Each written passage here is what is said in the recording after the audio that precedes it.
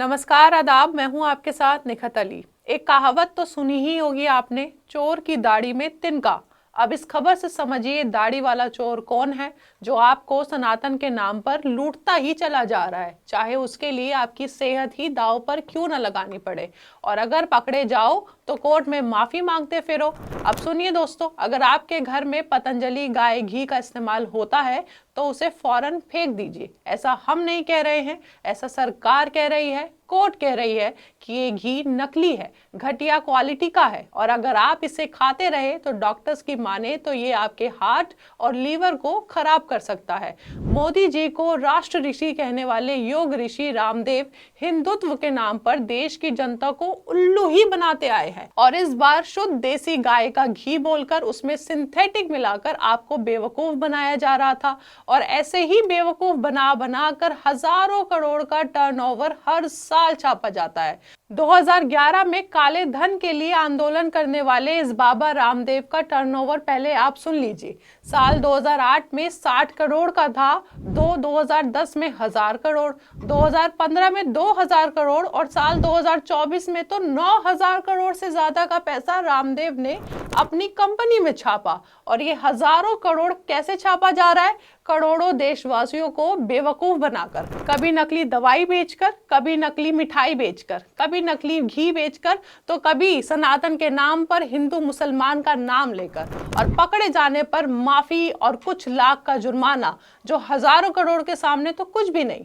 दोस्तों, article 19 India शुरू से ही आपको रामदेव के पतंजलि कंपनी के फर्जीवाड़े दिखाते आ रहा है। इसी साल से शुरुआत करें तो रामदेव ने पतंजलि में गुलाब शरबत नाम का प्रोडक्ट जोड़ा, और इस प्रोडक्ट को बेचने के लिए शरबत को भी जिहाद बता दिया। और रूह अफ़ज़ा शरबत के लिए ये कहा गया कि अगर आप ये शरबत पिएंगे तो ये शरबत बनाने वाले मालिक मस्जिद और मदरसे बनाएंगे, और पतंजलि का शरबत पिएंगे तो वो गुरुकुल बनाएंगे, आचार्य कुलम बनाएंगे, पतंजलि विश्वविद्यालय बनेगा। वो शरबत पिएंगे तो मस्जिद और मदरसे बनेंगे, और पतंजलि का गुलाब का शरबत पीते हैं आप, ये शरबत पिएंगे आप तो गुरुकुल बनेंगे, आचार्य कुलम बनेगा, पतंजलि विश्वविद्यालय, भारतीय शिक्षा बोर्ड आगे बढ़ेगा। इसलिए मैं कहता हूँ ये शरबत जिहाद भी, जैसे लव जिहाद, वोट जिहाद चल रहा है ना, ऐसे शरबत जिहाद भी चल रहा है। तो लो, आपको इस शरबत जिहाद से बचाना है तो सब तक ये। जिसके बाद पैसों की हवस वाले बाबा बने रामदेव पर सुप्रीम कोर्ट ने फटकार भी लगाई थी, जहां इन्हें माफी मांगनी पड़ी। लेकिन दोस्तों सोचे, अपनी कंपनी का प्रोडक्ट बेचने के लिए जिहाद, हिंदू मुसलमान ये सब ले आए। ये कैसे बाबा है दोस्तों जो ये भी कह जाते हैं कि 5 बार नमाज पढ़ो, उसके बाद मन में जो आए वो करो, हिंदू लड़कियां उठाओ और जो पाप करने हैं वो करो। अब कोई मुसलमान से पूछो थारो धर्म क्या है, वो कहे कि बस 5 बार नमाज पढ़ो, फिर जो मनवा वो करो, चाहे हिंदुओं की छोरियों में उठा के लाओ, चाहे जो भी पाप करना है करो। दोस्तों, रामदेव वो बाबा है, वो नकली सनातनी है जो देश के करोड़ों हिंदुओं के जज्बातों से खेल रहे हैं, जहां आपको हिंदू मुसलमान जैसे मुद्दों में भी उलझाकर अपने घटिया क्वालिटी का प्रोडक्ट बेचने का काम चल रहा है। हमने सुना था दोस्तों कि बाबा लोग तो त्यागी होते हैं, इन्हें पैसे धन का कोई लोभ लालच नहीं होता। लेकिन इस बाबा रामदेव ने तो पैसों के चक्कर में कोरोना जैसे महामारी में भी करोड़ों हिंदुस्तानियों का फायदा उठाने का सोचा, और नकली दवाई तक निकाल दी। अगल बगल में 2 भाजपा के नेताओं को बिठाकर कोरोनिल नाम की दवा भी निकाल दी, जिसमें यह दावा तक कर डाला कि यह दवाई कोरोना भी ठीक कर देगी। इस आदमी ने खुद को एलोपैथिक डॉक्टर से भी ऊपर समझा और अपनी दवाइयों से बीमारियों को ठीक करने का दावा बड़े बड़े विज्ञापनों में छाप डाला, जिसके बाद इंडियन मेडिकल एसोसिएशन के डॉक्टर्स ने बाबा रामदेव को उनकी हैसियत दिखा दी, और यह मामला सुप्रीम कोर्ट तक पहुंचा, और कोर्ट में इनको फिर से माफी मांगनी पड़ी। आपके सामने हाथ जोड़े खड़े रामदेव की ये तस्वीर है। कोर्ट ने ये तक कहा था कि ये माफी भी बड़े विज्ञापनों में भी छापिए और करोड़ों लोगों तक इस माफी को पहुंचाइए, और फिर से सब कुछ माफी तक ही सीमित रह गया दोस्तों।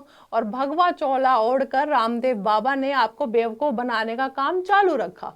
दोस्तों, साल 2019 में भी रामदेव के फर्जीवाड़े की एक और खबर आई थी, जहां उत्तराखंड के एक दुकान से पतंजलि सोन पापड़ी का भी सैंपल जांच के लिए लिया गया था, और ये भी टेस्ट में खराब पाया गया था, और इसमें तो कोर्ट ने 3 लोगों को जेल की सजा भी सुनाई थी।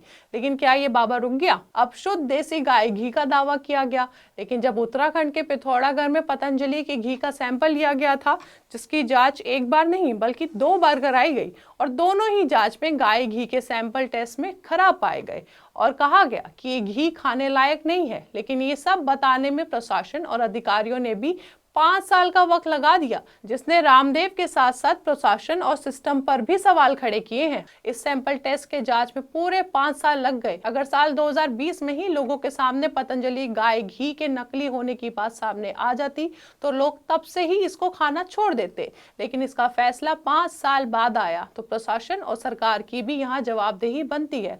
अब सोचे, शुद्ध देसी गाय का घी बोलकर नकली घी परोसते रहे, जिसका आपकी सेहत पर, आपके परिवार की सेहत पर, सब पर असर पड़ा या पड़ रहा होगा। दोस्तों, पतंजलि घी के नकली होने की खबर सामने आई तो डॉक्टर्स ने भी अपनी बात रखी, अपनी राय रखी, जिसमें एक डॉक्टर ने एक्स पर लिखा, BL बैरवा इस डॉक्टर का नाम है, इन्होंने लिखा, नकली घी में जो वसा यानी फैट इस्तेमाल होती है वह लिवर, हार्ट, ब्लड वेसल्स, पाचन तंत्र के लिए बहुत ही हानिकारक, नुकसानदेह होती है। हार्ट और लीवर की गंभीर बीमारियां पैदा करती है। पतंजलि का घी देश के करोड़ों परिवार खाते हैं। शायद सबसे ज्यादा बिकने वाला घी भी यही है। लैब रिपोर्ट में पतंजलि का ये घी नकली पाया गया है। ये घी खाने लायक नहीं है। दोस्तों, तो आप पतंजलि और इसको चलाने वाले बाबा रामदेव को समझिए, जो सनातन के नाम पर आपको बेवकूफ बना रहे हैं। कभी नकली दवाइयों से, तो कभी नकली घी से, तो कभी नकली मिठाई से। स्वदेशी के नाम पर भी आपको घटिया क्वालिटी का सामान खरीदने पर मजबूर किया जा रहा है। लेकिन यहाँ आपको सावधान होना पड़ेगा और ऐसे बाबाओं से होशियार रहना पड़ेगा, क्योंकि घी के सैंपलों को नकली तो बताया गया है, लेकिन घी को अभी बैन नहीं किया गया है। अब ये फैसला आप ही पर है कि आपको ये घी खाना है या नहीं खाना है। लेकिन ये बाबा रामदेव पैसे कमाने की हवस में आपकी सेहत भी दांव पर लगा रहे हैं। तो ऐसे बाबा से होशियार रहिए। और हमने ये वीडियो भी आपको होशियार करने के लिए ही बनाया है, ताकि आपके घर के किचन में पतंजलि गाय का घी है तो समझिए कि वो नकली है। और ऐसा हम नहीं, सरकार की ओर से जांच, सैंपल और कोर्ट कह रही है। हालांकि जाते जाते आपको बता दें कि इस मामले में पतंजलि ने अपनी सफाई में एक्स पर एक लंबा चौड़ा पोस्ट भी लिखा है, जिसमें उन्होंने ये कहा कि वो नहीं मानते कि उनका घी खराब क्वालिटी का है। अब आप तय कीजिए, आपको कोर्ट और जांच के आधार पर घी का इस्तेमाल करना है या पतंजलि, जिसके प्रोडक्ट्स आए दिन जांच में फेल पाए जाते हैं और जो आपको उल्लू बनाकर पैसा ही छापे चले जा रहे हैं। अपनी राय हमें कमेंट बॉक्स में बताइए। हमारे चैनल आर्टिकल 19 इंडिया को सब्सक्राइब कीजिए और बेल आइकॉन को प्रेस कीजिए, ताकि हमसे आने वाली हर खबर आपके पास फौरन पहुंचे। अब इजाजत दीजिए, बहुत बहुत शुक्रिया।